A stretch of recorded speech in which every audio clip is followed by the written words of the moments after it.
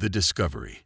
Lieutenant Commander Maya Chen stared at the asteroid field through the viewport of the survey vessel Horizon. The scattered rocks tumbled silently against the backdrop of stars, revealing nothing of what they might be hiding. Humanity needed a miracle, and the brass thought they might find one here, in a forgotten corner of the sickness sector. All this way for another dead end, muttered Chief Engineer Raj Patel, squinting at his sensor readings. We've been scanning for 3 days, Commander. There's nothing here but space dust and rocks. Maya leaned forward, studying the holographic display. The intel was specific about this sector. Admiral Zhao wouldn't have sent us if there wasn't something to find. Intel from pre-war archives, Raj countered. Records from before the Voidborn even appeared. The mention of humanity's enemy cast a shadow over the bridge.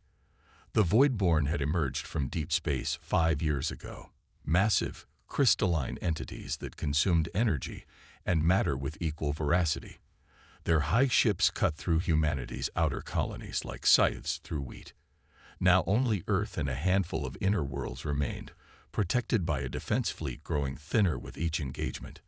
"Wait, I'm getting something," said Lieutenant Nasrin Ahmadi, the ship's sensor analyst. Her fingers danced across her console. "There's a gravitational anomaly behind that cluster, too uniform to be natural." Maya stepped closer. "Artificial. Has to be. And it's big, Commander. Really big." Maya felt a flutter of hope. "Take us in, Lieutenant Park." Slow approach, passive sensors only. As the horizon drifted closer, the asteroid cluster seemed to shift, revealing a gap that sensor scans hadn't detected. Within the gap, something massive took shape, a ship, dark and silent, its hull bearing markings that hadn't been seen in centuries. "My God," whispered Raj. "That's a human vessel." The ship was enormous, easily twice the size of their largest modern battlecruiser. Its sleek, predatory design spoke of purpose and power, but it bore no resemblance to any modern military vessel. "Run the markings through the database," Maya ordered, unable to take her eyes off the discovery. Nasrin's voice was tinged with disbelief. It's the UNSS Sentinel. Commander, this ship was commissioned in 2189. "That's impossible," Raj said. "That's over 300 years ago, during the Golden Age." Maya knew the history. Before the collapse, humanity had reached its technological zenith, building wonders that subsequent generations could only dream of replicating. Then came the AI wars, the Great Collapse, and 100 years of rebuilding. So much knowledge lost, so many marvels forgotten. "Life signs?" Maya asked. "None that I can detect," Nasrin replied. "But there's minimal power running through some systems. This ship isn't completely dead." Maya made her decision. Prep a boarding team. Full hazard protocols. 2 hours later, Maya led her team through the airlock and onto the ancient vessel. Their helmet lights cut through darkness that had remained undisturbed for centuries. The air was thin but breathable, environmental systems still functioning at minimal capacity. "Engineering marvel," Raj murmured through the comm, scanning the corridor walls. "The materials, the design. We don't build like this anymore. We can't." They made their way deeper into the ship, following the trail of minimal power readings. Every compartment they passed held technologies that seemed both familiar and alien, recognizably human in design, but far beyond their current capabilities. "Commander, I think I've found the bridge," called Lieutenant Ahmadi from up ahead. The bridge was vast, curved consoles arranged in concentric patterns around a central command platform. Everything was dark until Maya stepped onto the platform. Suddenly, lights flickered to life, and a holographic figure materialized before them, a man in an archaic military uniform. "Unauthorized personnel detected," the figure stated, its voice eerily human. "State your identity and purpose." Maya swallowed her shock. "Lieutenant Commander Maya Chen, United Earth Navy. We're on a salvage mission." A hologram studied her, its programming making the gesture seem almost human. "I am Araya, Advanced Responsive Intelligence Assistant of the UNSS Sentinel. Your uniform and designation are unknown to my database. That's because we're from 300 years after your ship was launched, Raj interjected. Araya processed this. Chronological discrepancy noted. Requesting verification. Maya transmitted their authentication codes, watching as the AI analyzed them with inhuman speed. Verification accepted, Araya finally announced. Activating emergency protocols. The Sentinel was designed as a contingency against extinction-level threats to humanity. Is such a threat active? Maya felt a chill. Yes. We call them the Voidborn. They've destroyed most of our outer colonies, and Earth itself may fall within months. Understood. Initiating revival sequence for command staff. Revival? Maya asked. There's someone alive on this ship? Instead of answering, Araya led them deeper into the vessel, to a sealed chamber that hissed open at the eye's command. Inside were rows of cryogenic pods, their surfaces frosted over but status lights glowing green. The Sentinel carries a full crew complement of 322 personnel, placed in suspended animation. Araya explained. Captain Elias Drake and key officers will be revived first. Maya stared at the pods in disbelief. You're telling me these people have been frozen for 3 centuries? The Sentinel Project was humanity's insurance policy, Araya replied. A vessel and crew preserved at the height of our technological advancement, to be awakened should civilization face extinction. The first pod began its revival sequence, its surface clearing to reveal a man inside. He appeared to be in his 40s, with close-cropped dark hair and a face that, even in cryosleep, conveyed authority. Captain Drake's vital signs are stabilizing, Araya announced. Revival process at 87%. While the pod completed its work, Maya and her team explored the surrounding area. They discovered weapons systems beyond anything in their current arsenal, engines that seemed to defy known physics, and defensive systems that might actually stand a chance against Voidborn weaponry. This ship could turn the tide, Raj whispered, his expression mixing awe and hope. If we can get it operational. He was interrupted by a gasp from the cryopod. Captain Elias Drake's eyes snapped open, alert and confused. The pod lid retracted, and he sat up with surprising steadiness for someone who'd been frozen for centuries. "RIA," he croaked, voice rough from disuse. "Status report. 312 years have elapsed since cryogenic sequestration. Captain," the AI responded. "The contingency has been activated. Humanity faces an extinction-level threat." Drake's eyes found Maya, taking in her uniform, her rank insignia, and the future she represented. He pushed himself to his feet with military precision. "Captain Elias Drake, United Nations Space Service," he said, extending a hand that only trembled slightly. "It seems we have a lot to discuss, Commander." Maya took his hand, feeling the weight of history and hope between them. "More than you can imagine, Captain. Welcome to the year 2501. As other pods began their revival sequences, Maya watched Drake absorb the reality of his situation with remarkable composure. The man had gone to sleep expecting to wake to a crisis, though surely not one 3 centuries in the making. The Sentinel was built for a purpose, Drake said, watching his senior officers emerging from cryosleep. "To ensure humanity's survival at all costs. It seems that time has come." Maya nodded, feeling the first genuine hope she'd experienced in years. "The question is, Captain, after 300 years, can your ship still fight?" Drake's eyes hardened with determination. "The Sentinel was built to last, Commander. And so were we." As if in response to his words, the dormant ship hummed with increasing power, systems awakening one by one. Lights brightened throughout the vast vessel, and distant machinery rumbled to life. The Sentinel was stirring from its long slumber, and with it, perhaps, humanity's last chance for survival. The return. Captain Elias Drake stood at the viewport in the Sentinel's Strategic Command Center, watching as his crew brought the ancient warship back to life. 2 weeks had passed since their awakening. 2 weeks of furious work and difficult adjustments to a future they had never expected to see. Your civilization peaked about 50 years after we entered cryosleep, Drake said to Maya, who stood silently beside him, then collapsed during the AI wars. We've spent the last 2 centuries rebuilding, Maya replied, but we never returned to the heights your people achieved. Drake nodded, his expression unreadable. On the table behind them, holographic displays showed the current state of the war against the Voidborn. A steadily shrinking sphere of human-controlled space, with Earth at its center. The phase shift technology is what makes the Sentinel unique, said Commander Nora Okafor, Drake's tactical officer, who had awoken 3 days after him. It allows us to partially exist in multiple dimensional planes simultaneously, making us virtually invulnerable to conventional weapons.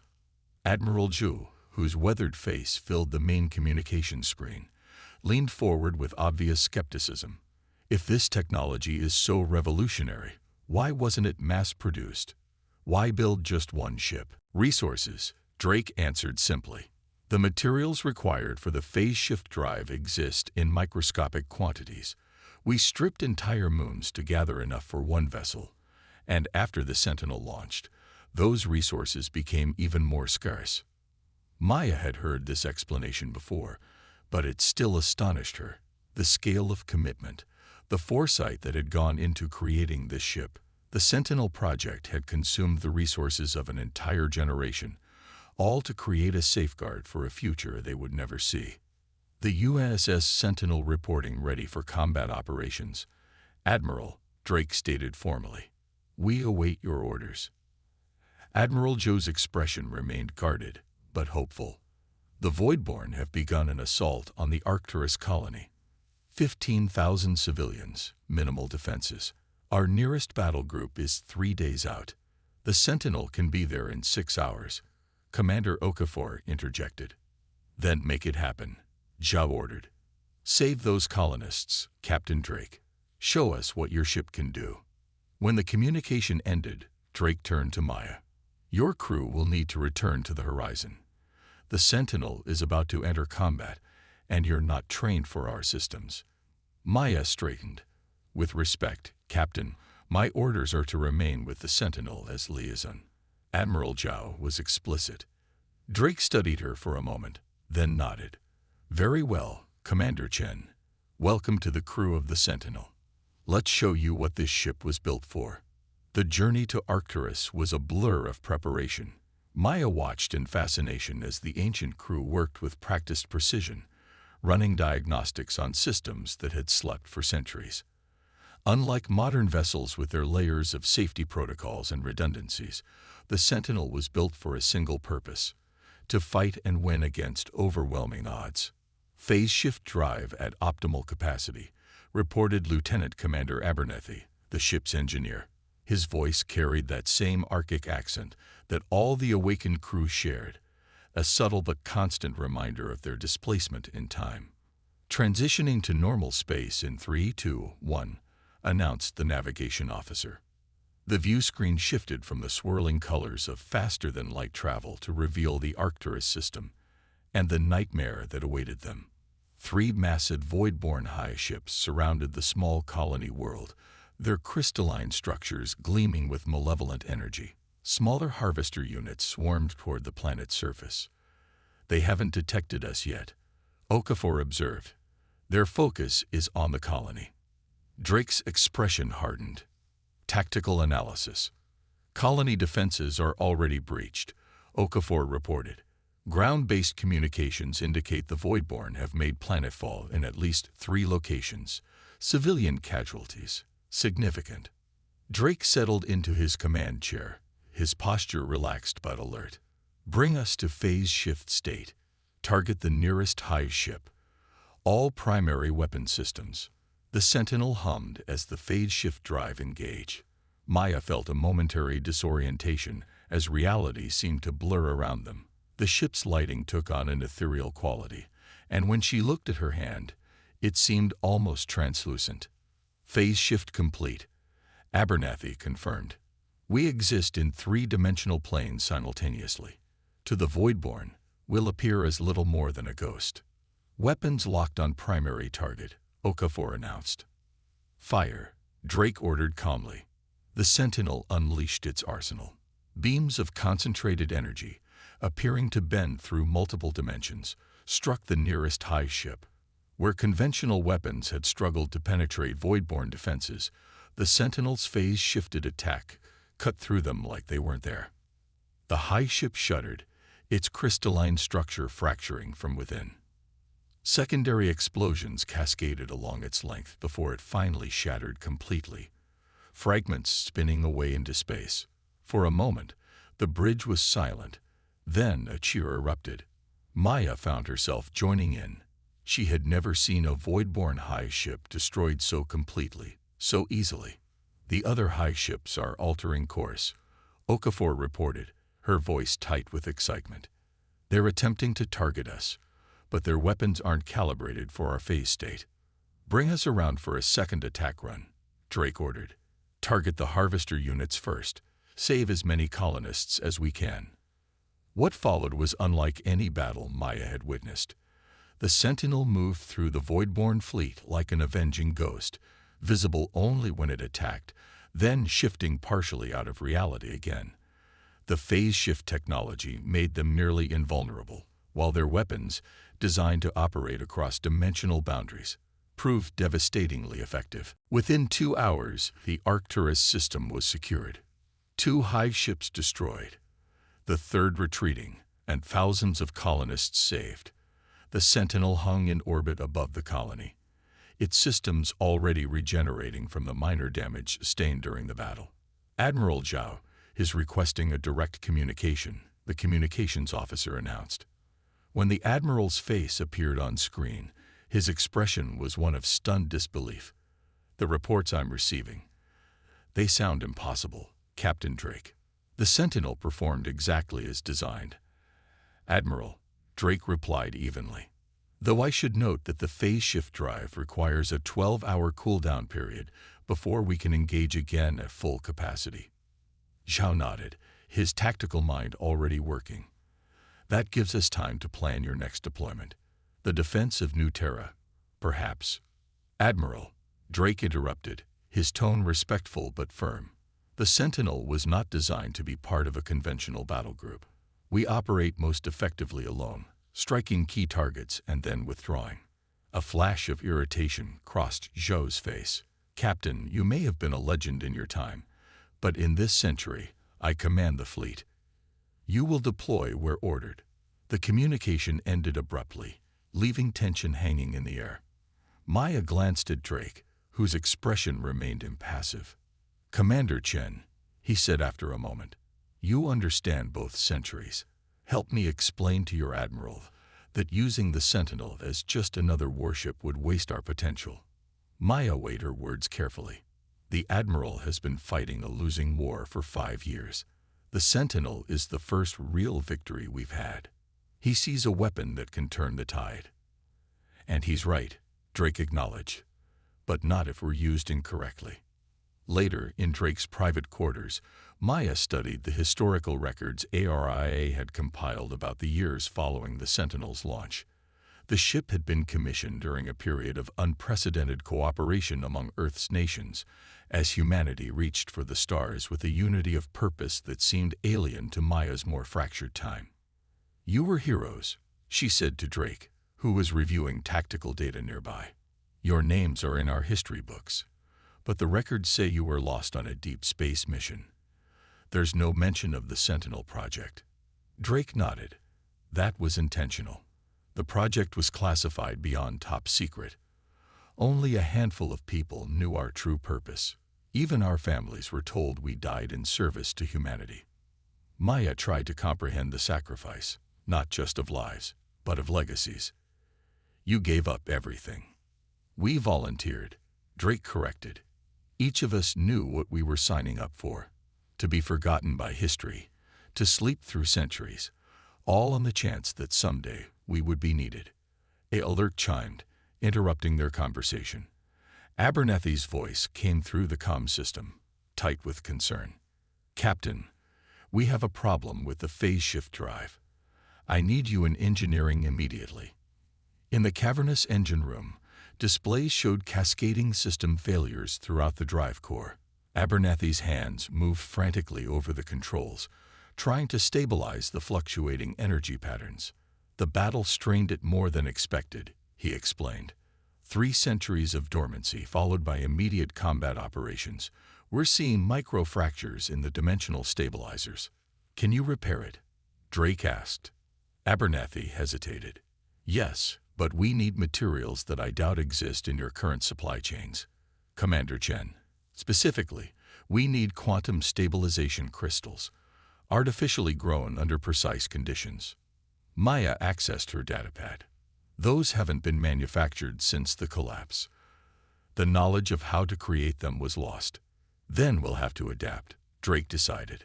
What about natural alternatives? There's a theoretical possibility, Abernathy said slowly. Certain rare minerals found in neutron star remnants might serve as substitutes, though at reduced efficiency. Maya thought for a moment. The Callisto Mining Consortium might have what you need. They specialize in exotic materials extraction. There's another problem. Abernathy added grimly. The Voidborn seem to be drawn to the same materials. Most of Callisto's remote operations have gone dark in recent months. Drake and Maya exchanged looks, understanding the implications. The Voidborn weren't just consuming worlds randomly. They were specifically targeting the rare resources that might be used against them. How many more engagements can we manage before the drive fails completely? Drake asked. Abernathy's expression was grim. At full capacity, maybe 2. Drake nodded, decision made. Then we make them count. Contact Admiral Joe. Tell him the Sentinel is ready for its next mission. But we choose the target. Maya felt a chill of anticipation. What do you have in mind, Captain? Drake's eyes were cold with determination. It's time we stopped reacting to the Voidborn and took the fight to them. If we only have 2 battles left in us, then one of them should be for their command ship. The Sentinel would return to battle once more, not as part of a defensive line, but as what it was always meant to be, humanity's last, desperate counterstrike against extinction. The last stand. The observation deck of the UNSS Sentinel offered a panoramic view of the assembled human fleet, the largest gathering of warships since the Voidborn War began. Over 60 vessels of varying sizes and classes, representing every remaining human colony, formed a protective perimeter around the ancient flagship. I never thought I'd see them working together like this, Maya said, watching the formation take shape. Mars, Europa, New Terra. Some of these colonies haven't cooperated in decades. Captain Drake stood beside her, his reflection ghostly in the reinforced viewscreen. Nothing unites humanity quite like the threat of extinction. The last month had seen a transformation in the war. The Sentinel's victories at Arcturus and the subsequent battle at the Proxima shipyards had shifted momentum, giving humanity its first real hope. More importantly, the ancient vessel had provided invaluable intelligence about the Voidborn structure and weaknesses. The fleet is in position, announced Commander Okafor over the comm. Admiral Joe requests your presence on the bridge for the final briefing. In the Strategic Command Center, holographic displays showed the culmination of weeks of planning. At the center of the largest projection was their target, the Voidborn Command Nexus, a massive crystalline structure twice the size of any high ship they'd encountered before. Our scouts confirmed its location in the Ta-Ceti system. Admiral Zhao explained to the assembled officers. All Voidborn activity appears to be coordinated from this nexus. Our scientists believe it contains their central intelligence, the equivalent of a hive queen. Drake studied the rotating hologram. And you're certain destroying it will cripple their entire species. Not the entire species, clarified Dr. Eliza Watanabe, the fleet's chief xenobiologist, but it should disrupt their coordination across this sector of the galaxy. The individual hive ships would become isolated, making them vulnerable to conventional attacks. Lieutenant Commander Abernathy cleared his throat. I should note that the Sentinel's phase shift drive continues to deteriorate. We've incorporated the Callisto materials, but they're providing only 83% of optimal performance. We'll have one chance at this, maybe 10 minutes of phase shift capability before the drive burns out completely. A somber silence fell over the room. Everyone understood what Abernethy wasn't saying. This would be the Sentinel's final mission. Then we make those 10 minutes count, Drake said with quiet determination. The Sentinel will lead the assault, creating a breach in the Nexus's outer defenses. Once we've opened a path, the fleet's strike team must deliver the resonance bomb to the central chamber. Maya stepped forward. I'll lead the strike team. Drake raised an eyebrow. Commander Chen, that's not my area of expertise, she finished. No, but I've studied the Voidborn longer than anyone on this ship. I know how they move, how they think. Your crew is still catching up on 3 centuries of tactical evolution. Drake hesitated, then nodded. Very well. Commander Chen will lead the strike team. The Sentinel will provide your insertion point and cover your extraction. Admiral Zhou concluded the briefing with a rare moment of sentiment. This operation represents perhaps the last, best hope for humanity's survival. Whatever happens at Ta City, know that every person in this fleet, every human being in the galaxy, is counting on us. Dismissed. As the officers filed out, Drake motioned for Maya to stay behind. When they were alone, he activated a private holographic display. There's something I haven't shared with the others, he said quietly. ARIA has been analyzing the Voidborn communication patterns we've intercepted. They're not just coordinating. They're evolving, adapting specifically to counter the Sentinel's capabilities. Maya felt a chill. How quickly? Too quickly. By our projections, within days they'll develop countermeasures to our phase shift technology. This mission isn't just our best chance. It's our only chance. The journey to Ta City was made in tense silence. Throughout the Sentinel, both the ancient crew and the modern strike team made their final preparations. Equipment was checked and rechecked. Weapons were calibrated. Personal messages were recorded and stored. Maya found Drake in his quarters, studying old photographs, faces of people long turned to dust. Your family? She asked softly. He nodded. My wife, Sarah. Our daughter, Elise. She was 4 when I entered cryosleep. He touched the image gently. Elise would have lived her entire life, grown old, and died while I slept. Sometimes I wonder if she understood why I left. The records say she became a scientist, Maya offered. Specialized in dimensional physics, carried on your work in a way. Drake smiled faintly. I didn't know that. Thank you. The alert klaxon interrupted them. All hands to battle stations. Approaching Ta City system. ETA 3 minutes. They emerged from FTL travel into chaos. The space around the Voidborn Nexus swarmed with defensive units, far more than their intelligence had indicated. The massive Nexus itself pulsed with malevolent energy, its crystalline surface reflecting the light of Ta City's sun. They knew we were coming, Okafor said grimly, scanning the tactical displays. They've reinforced their defenses, at least triple what we expected. Drake's expression remained calm. Have they developed countermeasures to our phase shift? Negative. Energy signatures indicate standard Voidborn weaponry. Then we proceed as planned, Drake ordered. Initiate phase shift drive. All weapons systems, prepare for simultaneous discharge on my mark. The familiar disorientation swept through the ship as the phase shift engaged. The Sentinel accelerated toward the Nexus, passing through the outer defensive screen like a phantom. Voidborn energy weapons fired frantically, but passed harmlessly through the semi-phase vessel. Approaching optimal firing position, Okafor announced. Phase shift holding at 79% efficiency. The bridge rocked suddenly, alarms blaring. What was that? Drake demanded. I thought their weapons couldn't touch us.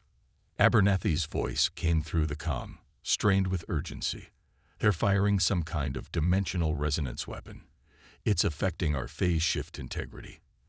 They've adapted faster than we predicted. Another impact rocked the ship, harder this time. Phase shift at 61% and dropping, the systems officer reported. Hull breach on Deck C, sealing emergency bulkheads. Drake's mind raced through calculations and possibilities. How close do we need to be to create a viable entry point for the strike team? At least 5 kilometers from the central chamber, Okafor replied. And our current position? 8 kilometers and closing. Drake made his decision. Divert all power from secondary systems to the phase shift drive and forward shields. Continue approach. The Sentinel pushed deeper into the Nexus's defenses, taking increasingly accurate hits as the Voidborn adapted to their technology. Systems failed across the ship. Casualty reports flooded in from every deck. Phase shift at 40%. Abernathy reported. Captain, we need to break off. The drive is approaching critical failure. Hold course, Drake ordered. Commander Chen, prepare your strike team for deployment. Maya stood on the launch deck with her team. 12 specialists in advanced combat armor, each carrying components of the resonance bomb.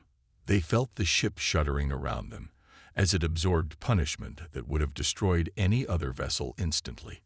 Strike team ready, she confirmed through her helmet comm. Approaching deployment position, Okafor announced, 5 kilometers from target. 4, 3. The ship lurched violently, sending several strike team members stumbling. Direct hit to propulsion systems, someone shouted over the comm. We're losing maneuverability. Phase shift failing. Abernathy warned. Drive temperature exceeding safety parameters. Drake's voice cut through the chaos. Deploy strike team now. The launch bay doors opened, revealing a breach in the Nexus's crystalline structure, a direct path to its heart, created by the Sentinel's weapons. Maya and her team activated their thruster packs and launched into space, carrying humanity's last hope with them. Strike team away, Maya confirmed as they flew through the opening. Behind them, the Sentinel continued to draw the bulk of the Voidborn's attention, its ancient weapons blazing defiantly even as its protective phase shift failed.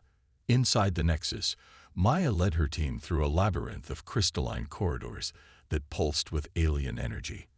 The Voidborn presence was everywhere, not as individual entities, but as a pervasive consciousness that seemed to flow through the very structure around them. 3 minutes to central chamber, reported Lieutenant Kamal, her demolitions expert. The Sentinel can't hold them off much longer. Another team member warned, monitoring fleet communications. Maya pressed forward, refusing to consider failure. We only need a few more minutes. On the Sentinel's shattered bridge, Captain Drake gripped his command chair as the ship burned around him. The phase shift drive had failed completely, leaving them vulnerable to the full fury of the Voidborn assault. Evacuate all non-essential personnel to escape pods, he ordered. Set coordinates for Admiral Joe's position. What about the strike team? Okafor asked, blood trickling from a cut on her forehead. We'll hold position until they complete their mission, or... His words were cut short by another devastating impact. Captain, Araya's voice came through the few remaining functional speakers. Phase shift drive containment is failing. Catastrophic overload imminent. Drake exchanged glances with his oldest comrades, people who had slept through centuries at his side, awakening only to face death in a time not their own. How long? He asked quietly. 4 minutes, 17 seconds, Araya replied. Abernathy's voice came through a static-filled channel. Captain, if we disable the safety protocols, we could trigger a controlled phase shift implosion. The resulting dimensional cascade would destroy everything within a 10-kilometer radius, Araya added. Drake understood immediately, including the Nexus central chamber. And us, Okafor said softly. Drake opened a channel to Maya's team. Commander Chen, what's your status? 2 minutes from the target. Maya replied, her breathing heavy from exertion. We've encountered resistance, lost 3 team members. You need to pull back, Drake ordered. The Sentinel's drive is going critical. We're going to use it to destroy the Nexus." There was a moment of silence before Maya responded. "Negative, Captain. We've come too far. My team can place the resonance bomb directly at the Nexus core. It's more certain than hoping your implosion reaches it." "There's no time for your team to deploy the bomb and escape," Drake argued. "We know," Maya replied simply. Drake closed his eyes briefly, feeling the weight of command, of asking people to die in a century not their own, and now watching others volunteer to do the same. "Understood, Commander," he said finally. "We'll hold them off as long as we can to give you time." The Sentinel continued its desperate stand, its weapons firing continuously despite catastrophic damage throughout the ship. One by one, systems failed. Crew members died at their posts. Entire sections decompressed into space. But still, it fought. 1 minute to critical failure, Araya announced, its voice calm amid the destruction. Inside the Nexus, Maya's team reached the central chamber, a vast, pulsating space where countless crystalline structures converge. At its center floated what could only be described as the Voidborn brain, a complex lattice of living crystal that glowed with malevolent intelligence. "Deploy the bomb," Maya ordered. Her remaining team members moved with practiced efficiency, assembling the device around the crystalline core. "Armed," Kamal confirmed. 30 seconds to detonation. Maya opened a channel to the Sentinel. "Captain Drake, bomb is in place. It's been an honor." On the dying bridge of the ancient warship, Drake straightened in his command chair. "The honor has been ours, Commander." The Sentinel was built for this moment, to ensure humanity's survival when all other defenses failed. "And so were we," Maya replied. Drake turned to Araya's flickering hologram. "Deactivate containment protocols. Redirect all remaining power to the phase shift drive. Let's show these bastards what humanity is capable of." As the Sentinel's drive began its final, catastrophic overload, Drake thought of his wife and daughter, of the world he had left behind to fulfill this purpose. Around him, his crew, people who had sacrificed everything for a future they would never see, stood at their posts, faces resolute. "It has been my privilege to serve with you all," Drake said simply. "In this century and the last." Inside the Nexus, Maya watched the countdown reach 0. In her final moment, she felt not fear but certainty. The knowledge that what they had done would matter, that humanity would endure. Both detonations occurred simultaneously, the resonance bomb at the heart of the Voidborn consciousness and the Sentinel's phase shift implosion. The dimensional energies cascaded through the Nexus, shattering its crystalline structure from within. From Admiral Zhao's flagship, the destruction appeared as a silent blossom of light that expanded outward, consuming the Nexus and the brave souls who had made the sacrifice.